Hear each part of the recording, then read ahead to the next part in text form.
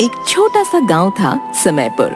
इस गांव में सुलेखा नाम की महिला अपने पति मजनू के साथ रहती थी। मजनू सुबह काम पर जाता और शाम को लौटता था।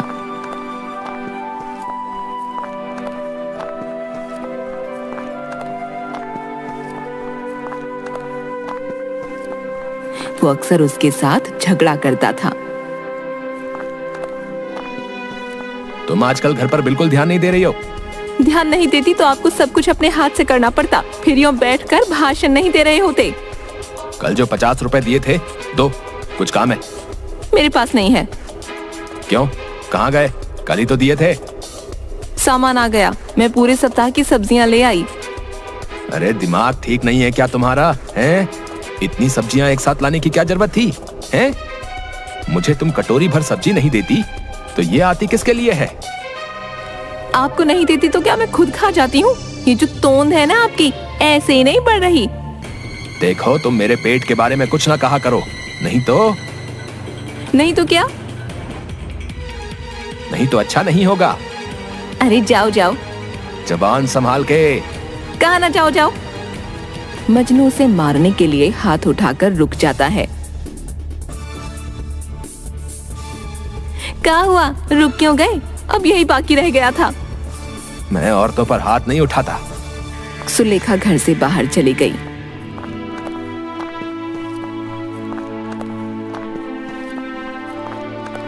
मजनू काम से लौटा तो सुलेखा कहीं नहीं दिखाई दी।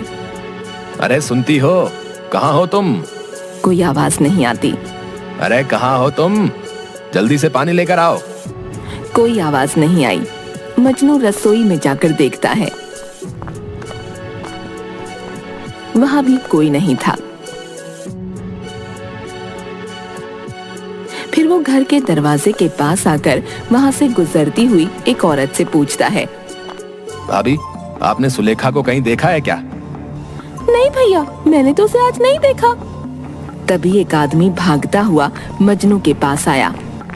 भैया वो भाभी भैया। हाँ भैया, तुम्हारी भाभी को ही ढूंढ रहा हूँ, न जाने इस समय कहाँ गई है।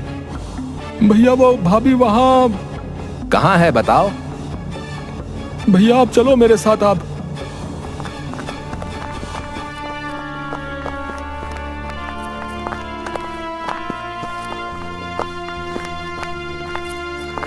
आदमी उसे लेकर जंगल के पास तक गया। वहाँ काफी लोगों की भीड़ थी। मजनू को देखते ही वे दूर हट गए। वहाँ सफेद कपड़ों में लिपटा एक शव था। अरे ये कौन है? क्या हो गया इसे? भैया हमें बताने की हिम्मत नहीं है, तुम खुद ही देख लो। मजनू ने जैसे ही कफन उठाया वो जमीन पर धड़ाम से बैठ गया और जोर जोर से रोने लगा। सुलेखा, सुलेखा उठो उठो उठो उठो। अरे अरे क्या हो गया तुमको? चलो घर चलो। भैया अब ये कभी नहीं उठेगी। पिछले 2 घंटे से हम तुम्हारा इंतजार कर रहे थे। ए सुलेखा, चलो उठो मेरे साथ, मजाक मत करो, तुम उठ जाओ। भैया खुद को संभालो। ये क्या हो गया? मेरी तो दुनिया ही उजड़ गई। तभी 2 पुलिस वाले आ गए। गांव वालों ने रोते हुए मजनू को पकड़ा। एक पुलिस वाला लाश का मुआयना करने लगा। यह हत्या का मामला है, किसी ने यहाँ पर कुछ होते हुए देखा? नहीं साहब, हमने तो कुछ नहीं देखा, हमें तो इस नत्थू ने बताया था। साहब मैंने कुछ नहीं देखा, मैं तो यहाँ से गुजर रहा था तो देखा, यहाँ पर भाभी गिरी हुई पड़ी थी। पास आकर मैंने नब्ज देखी तो बंद थी। फिर मैंने सब गांव वालों को बुलाया। इसका मतलब हत्या कैसे हुई है तुम्हें नहीं पता? ना साहब, सच्ची मुझे तो कुछ भी नहीं पता। हम लाश को पोस्टमार्टम के लिए लेकर जा रहे हैं।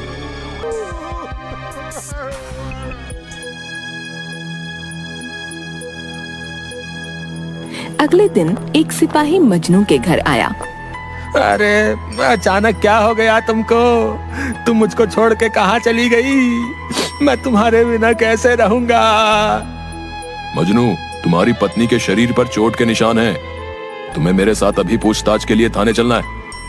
वो मजनू को लेकर थाने गया।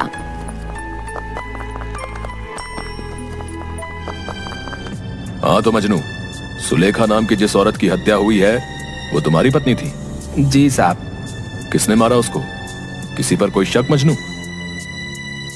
जी नहीं साहब, मुझे किसी पर कोई शक नहीं है। पर मुझे तो तुम पर है।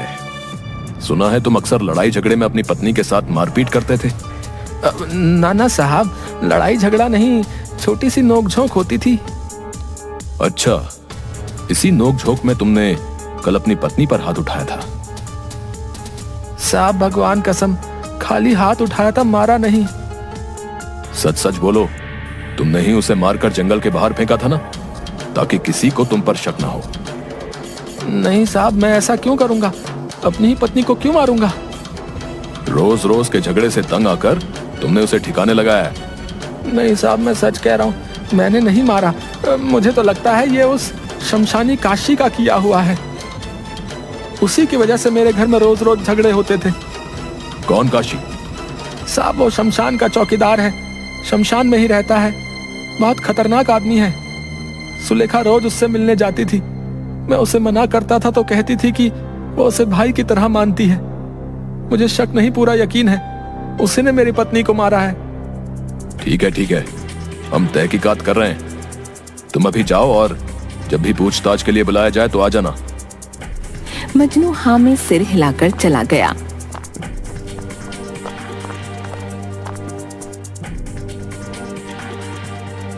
इंस्पेक्टर सिपाही के साथ शमशान गया। वहां किसी का अंतिम संस्कार हो रहा था और काशी कंबल और लाठी लिए एक कोने में खड़ा था। तुम ही काशी हो, इस शमशान के चौकीदार? हाँ मैं ही हूँ। हमें तुमसे पूछताछ करनी है। अरे कौन सी पूछताछ? आपका कौन मर गया?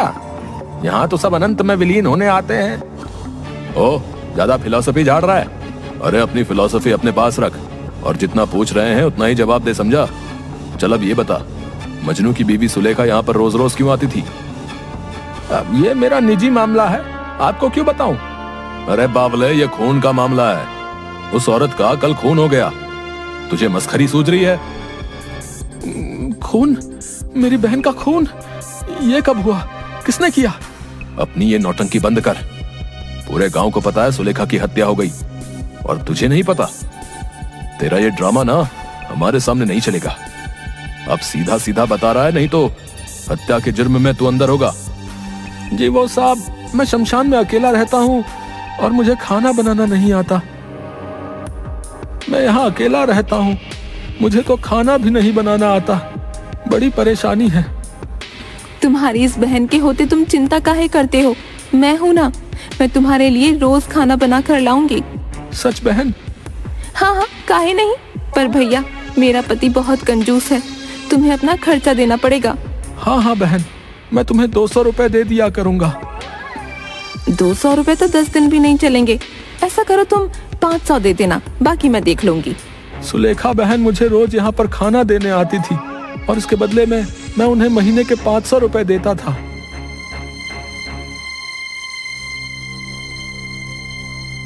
मैं कैसे मान लूं जो तू बोल रहा है सच बोल रहा है? मजनू ने तो हमें ऐसा कुछ नहीं बताया। उसे इस बारे में कुछ नहीं पता। सुलेखा बहन ने ये बात किसी को बताने के लिए मना किया था। अगर मजनू को पता चल जाता तो वो ये रुपए भी चुराकर शराब में उड़ा देता। अरे तो हम कैसे विश्वास कर लें कि जो तू बोल रहा है सच बोल रहा है? कोई सबूत है तेरे पास अपनी बात को साबित करने के लिए? हाँ साहब, सब्जी वाले को यह बात पता है, सुलेखा बहन ने उसे बताया था। अब ये सब्जी वाला कौन है? रामनाथ सब्जी बेचता है, उसे सब कुछ पता है। सर मुझे तो लगता है मजनू की पत्नी का खून इसी ने किया है और अब ये कहानियां बना रहा है। नहीं साहब, मैं सच बोल रहा हूँ। जिस औरत ने बहन बनकर मुझे खाना खिलाया, मैं उसके साथ नमक हरामी कभी नहीं कर सकता। मैं रोज यहाँ लोगों को मिट्टी होते देखता हूँ। मुझे जीवन की अहमियत अच्छे से पता है। आप मेरी बात का विश्वास करो, मैं तो ऐसा करने के बारे में कभी सोच भी नहीं सकता। अरे ठीक है, ज्ञान देने की कोई जरूरत नहीं है। हम अभी तहकीकात कर रहे हैं, देखते हैं क्या सामने आता है। लेकिन जब तक हमारी तहकीकात पूरी नहीं हो जाती, सुलेखा का हत्यारा पकड़ा नहीं जाता, तब तक तू इस गांव के बाहर नहीं जाएगा, समझा? काशी हाँ में सिर हिला देता है।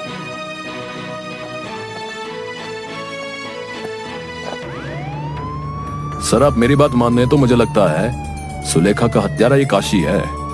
ये कहानियां बनाकर हमें गुमराह कर रहा है।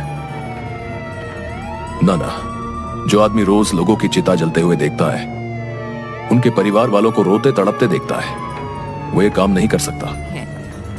भिंडी करेले या गोभी ले लो, मटर ले लो। अरे तू ही है रामनाथ?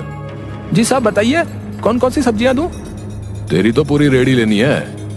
सच्ची में आप सारी सब्जियां खरीदने आए हो? लगता है कोई दावत है थाने में। अरे दावत तो मैं आज तेरी बनाऊंगा, ज्यादा बोल मत। हम यहाँ पर मर्डर की तहकीकात कर रहे हैं और तुझे दावत की पड़ी है। तू मजनू की पत्नी सुलेखा के बारे में क्या जानता है? रामनाथ घबरा जाता है। अरे अब क्यों सांप सूंघ लिया? घबरा मत, बता। साहब सुलेखा भाभी तो बहुत अच्छी थी, मुझसे रोज सब्जी लेकर जाती थी। हाँ, पैसे पूरे नहीं देती थी। तू काशी और सुलेखा के बारे में क्या जानता है? वो उसके लिए खाना ले जाती थी, भाभी ने खुद मुझे बताया। सब्जी ले लो, भिंडी ले लो, तोरी। भैया भिंडी और तोरी दोनों 1-1 किलो दे दो। क्या भाभी, आजकल रोज इतना सब्जी है? क्या बात है? अब तुमसे क्या छिपाऊं भैया, वो शमशान वाले काशी भैया है ना, बेचारे खाने को लेकर बड़े परेशान रहते हैं। मुझसे देखा ना गया तो मैंने कह दिया मैं बना कर दे दूंगी। बढ़िया भाभी, तुम तो पुण्य कमा रही हो।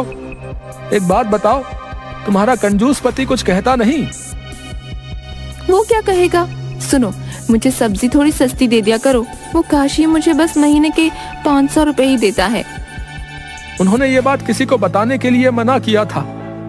मजनू है ना, वो बहुत ही गुस्सैल और शराबी आदमी है। जितना कमाता है सब खर्च कर देता है। तो भाभी को लगता था कि उनके पैसे भी वो ले लेगा। साहब मैं इतना ही जानता हूँ। और कोई बात है तो बता दे। अगर हमें बाद में पता चला कि तू कुछ छुपा रहा है तो तू अंदर जाएगा। मर्डर का मामला है ये, जमानत भी नहीं होगी। साहब बस मेरा नाम बीच में नहीं आना चाहिए। चल बता। साहब कल जब भाभी सब्जी लेने आई थी तो उनकी जो पड़ोसन है रांची कलवा की पत्नी, वो भी आई थी। दोनों मुझसे सब्जी ले रही थी। भैया आज तो 1 किलो कटहल दे दो। भाभी 50 रुपए किलो है। हाँ हाँ दे दे। काशी ने इसके अलग से रुपए दिए हैं। ओ भैया 1 पाव कटहल दे दो। कुछ और ले लो, वो तो खत्म हो गया। ये इतना तो पड़ा है। ये तो पूरा भाभी ने लिया है। आए हाय, पूरे का क्या करेगी? आदमी है कि भूत? हाँ तुम भूत ही समझ लो, पर जो भी हूँ तुमसे कम। सुलेखा आजकल तुम्हारी जुबान ज्यादा चल रही है, लक्षण ठीक नहीं लगते। मेरी छोड़ो, तुम अपने लक्षण की परवाह करो। मैं अभी के अभी तेरी शिकायत करके तुझे मजा चखाती हूँ। साहब मुझे बस यही बात पता थी। और कुछ नहीं साहब।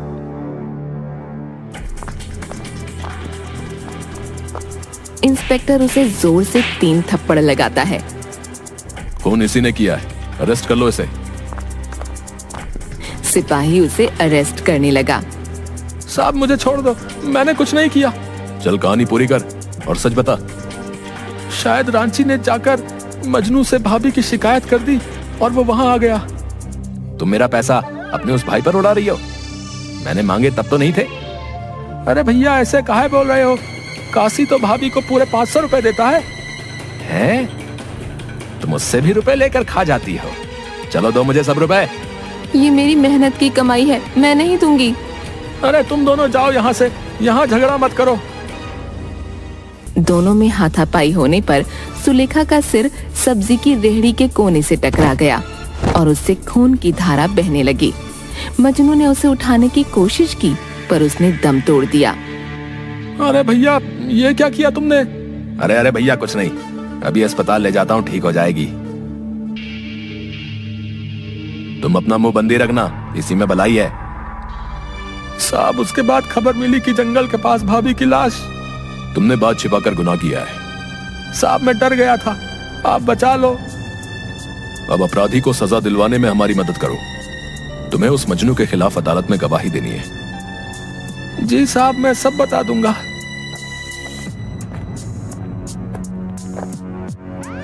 सर आपको शक कैसे हुआ कि रामनाथ कुछ छिपा रहा है? उसने बात अधूरी छोड़ दी थी, पूरी नहीं की। रांची किससे सुलेखा की शिकायत करने गई? बस इसी बात पर मैंने हवा में तीर छोड़ दिया और वो सीधा निशाने पर लगा। इंस्पेक्टर और सिपाही मजनू को पकड़कर जेल में ले आते हैं। तुझे क्या लगा बच जाएगा? बेटा, कानून के हाथ बहुत लंबे होते हैं, तुम जैसों की सोच से बहुत लंबे।